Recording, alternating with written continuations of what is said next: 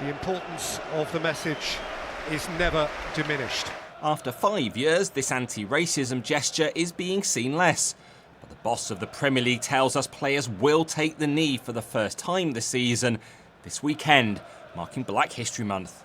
Is taking a knee still effective? It's always been their choice. It's never been something that has been forced upon them, either collectively or individually.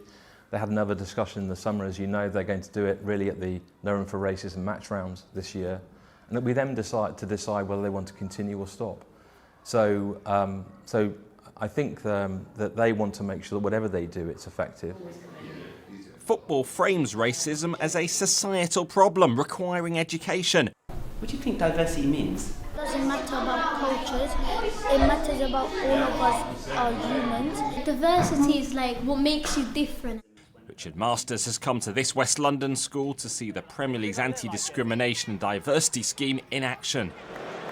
Antoine Semenyo was subject to a racist comment from the crowd. But this is a season that began with Bournemouth's Antoine Semenyo reporting being racially abused at Liverpool. The Premier League is a very permissive environment. Very few other places you can come and scream and shout and support your team. But I think that fans know where that line is. No violence, no threat and intimidation, and no discrimination. If you do, then you'll be dealt with.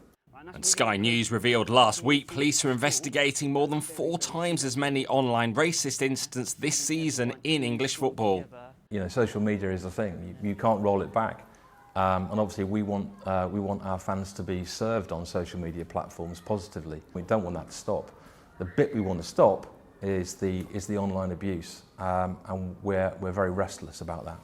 What is it you think would actually help to eradicate this racist abuse, particularly online, or is there almost a reluctant acceptance now it's going to exist, it's just how quickly it can be removed? I just simply don't think it should be part of a professional footballer's life to have to put up with this sort of stuff, which is why we're taking what action we can. Would you prefer it if there were identity checks for everyone to use social media? But obviously anything that makes it easier, I would be, in principle, supportive of, but I think that goes to a lot of other issues about freedom of information.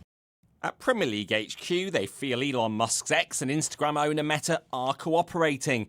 It might not seem that way to players receiving the hate. As you can see, you could only imagine what this must be like when a player has finished a match. If we swipe through, you can see a variety of the messages that get sent.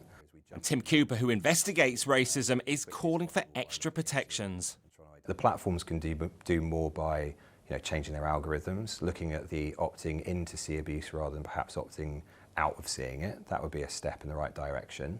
And ultimately, it's for us to keep trying to push cases through and get good real-world deterrent actions alongside law enforcement and other enforcement bodies around the world.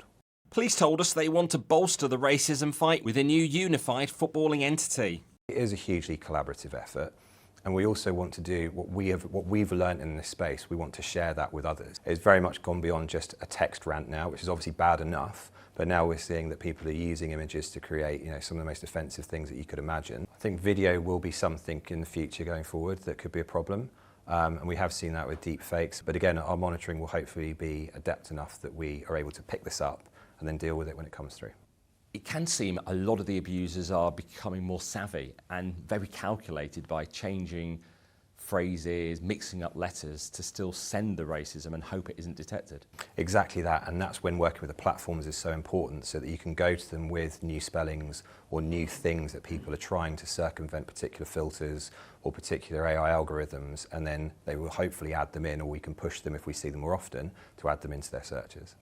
But the fear for so many players is still that just for being black, football can feel an unsafe environment, whether in stadiums or on the very platforms used to promote the Premier League. Rob Harris, Sky News.